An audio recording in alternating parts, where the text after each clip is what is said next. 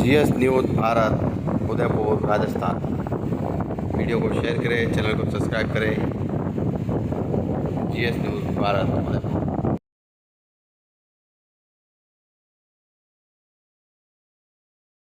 बात करने के लिए कहीं न कहीं दौड़कर पहुंच जाते हैं। ये शायद हमारा प्रताप के प्रति वो ऋण है जिसको हम कभी चुका नहीं पाएंगे, लेकिन हमको सदैव स्मृतियों में रखकर उनको यहाँ हम याद करेंगे। आज मुझे बहुत अच्छा लगा कि वो पावन भूमि जिस जगह पर यहाँ उदयपुर में कहीं और स्थान पर कुछ नहीं, लेकिन इस स्थान को गौरी चौक का नाम दिया गया है।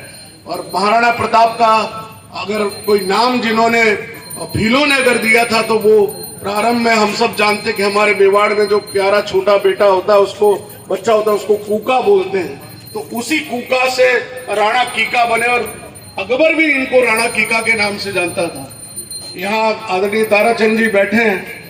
कान्हा साहब भी इस बात से भली भांति परिचित है कि हमारे परिवार ने जिस प्रकार प्रताप के लिए जो कार्य किया, विशेषकर मेरे मामा वैद्य रामेश्वर जी ने जिस प्रकार चावंड में महाराणा प्रताप के उस स्मारक को बनाने में अपनी आहुति दी, और माननीय अटल बिहारी वाजपेयी जी को भी लाने का श्रेय अगर किसी को जाता है तो वैद्य रामेश्वर जी को जाता है। उन्हीं की प्रेरणा से मैंने ये फिल्म भी बनाई। वो एक सवा रुपए का महाराणा प्रताप का चित्र, उसमें जो दृढ़ राखे धर्म को तेही राखे करतार का, उन्होंने सवा रुपए में घर घर जाकर बांटकर वो मूर्ति वो लगवाई। किसी सरकारी सहायता से नहीं लगवाई। वो और लाभचंद जी जैन दो ऐसे थे जिनके अंदर शायद प्रताप की आत्मा कहीं समा गई थी। जैसे हम कहते हैं डीले आ गया, तो वो कहीं न कहीं उनके डीलों में समा गए।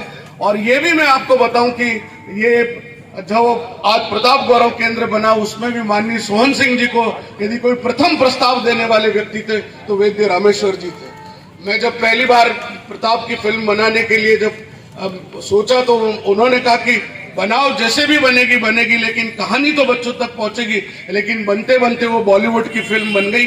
और आज मुझे कहते हुए गर्व है कि OTT प्लेटफॉर्म पर 5 से 6 हजार लोग रोज उस फिल्म को देखते हैं। मेरे पास पाकिस्तान से लेकर वियतनाम से लेकर अमेरिका से लेकर न जाने कहां से फोन आते हैं कि भाई साहब ये फिल्म हमको देखनी, कैसे देखें। क्योंकि मेरे फोन नंबर YouTube पर चलते, तो फिर वो मैं उनको उस OTT प्लेटफॉर्म का, मैं MX प्लेयर का लिंक भेजता हूँ और वो देखते हैं। मैं आप सबको एक बात कहना चाहता हूं कि जीवन में प्रताप का काम सरल नहीं है।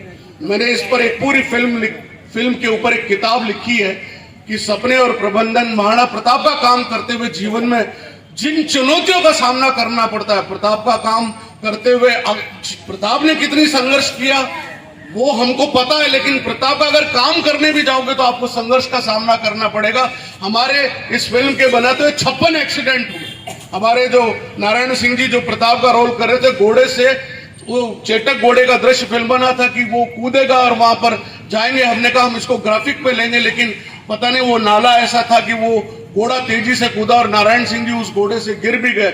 हमने कहा ये जीवन भर का लेना देना होगा। लेकिन प्रताप का ये संकल्प था, एक प्रेरणा थी अंदर से, एकलिंगनाथ का साथ था कि वो उनके शरीर पर कुछ नहीं हुआ।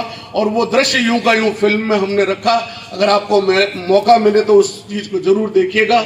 मैंने एक और बात, मैं इस अवसर पर कान्हा साहब, मैं ओकार सिंह जी को जरूर याद करूंगा। वो पहले व्यक्ति थे जिन्होंने मुझे बुलाकर बोला कि प्रदीप जी आप फिल्म बना रहे हो, मेरी तरफ से ये 21,000 रुपए सबसे पहले लो। ये ओकार सिंह जी ने सबसे पहले मुझे प्रेरणा भरी और उन्होंने मुझे कुछ ऐसी कहानियां सुनाई जिसको हम दंत कथाएं कहते हैं।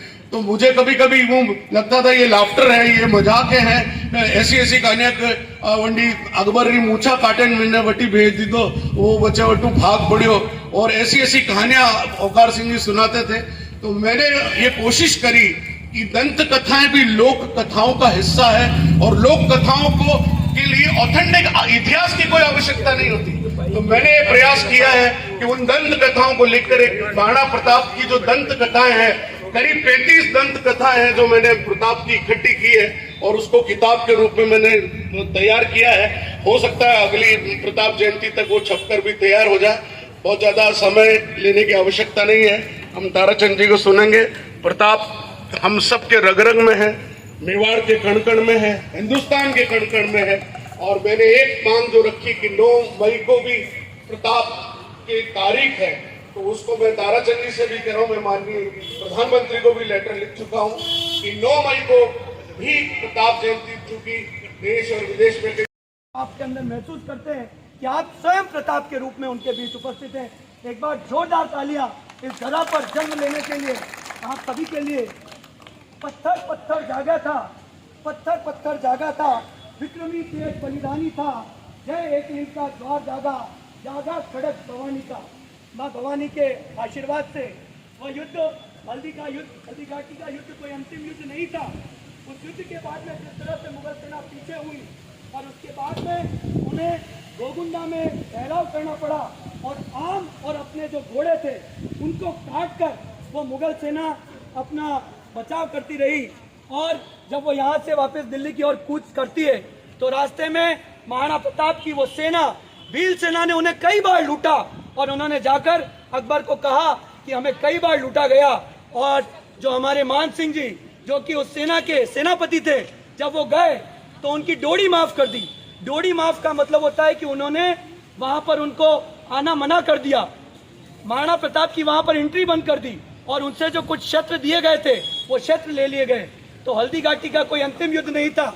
उसके बाद में उससे भी एक भयंकर, जिसे हम कहते हैं जी सर्जिकल स्ट्राइक, एक बहुत भयंकर सर्जिकल, पहली सर्जिकल स्ट्राइक महाराणा प्रताप ने दिवेर के युद्ध में की, जिसमें पूरी मुगल सेना को उन्होंने खत्म कर दिया। और कभी भी महाराणा प्रताप ने ऐसी दास्तां स्वीकार नहीं की। अनेकों वृतांत महाराणा प्रताप के जीवन के हमें देखने को मिलते हैं, जिसमें मातृशक्ति का सम्मान, जब अलबदायूनी जब यहाँ पर आते हैं और उनके जब हरम के उनकी महिलाएं जब घूमने जाती है तो उनकी सेना में लगे हुए अमर सिंह जी जब उन्हें कैद करके लेके आते हैं, क्योंकि उस समय ये माना जाता था कि नारी भी एक धन है। उस तरह से जिस तरह से धन को और कब्जा किया जाता है, हाथी पे भी कब्जा किया जाता था, घोड़े पे भी कब्जा किया था। महाराणा प्रताप उस समय उन्हें कहते हैं कि पुत्र अमर सिंह, हम जिस कुल में जन्म हुआ है वहां पर नारी का सम्मान किया जाता है, इन्हें वापस छोड़ के आओ। तो अलबदायूनी जो कि अकबर का लेखक था, उसने लिखा, हे हिंदवानी सूर्य, इस धरती पर आपका नाम तब तक रहेगा जब तक इस धरती पर सूर्य रहेगा, और तब से इन्हें हिंदुआ सूर्य के नाम से जाना जाता है। ऐसे महाराणा प्रताप को हम नमन करते हैं। एक बार जोरदार उद्घोष करेंगे, बोलो महाराणा प्रताप की। एक बार अपने प्रभावशाली उद्बोधन के लिए मैं आदरणीय भालू सिंह जी कानावत साहब से लाइट की व्यवस्था है, आपका आशीर्वाद, विवाद शक्ति महासभा जिस तरह से इस कार्यक्रम को केंद्रीय कार्यकारिणी के अध्यक्ष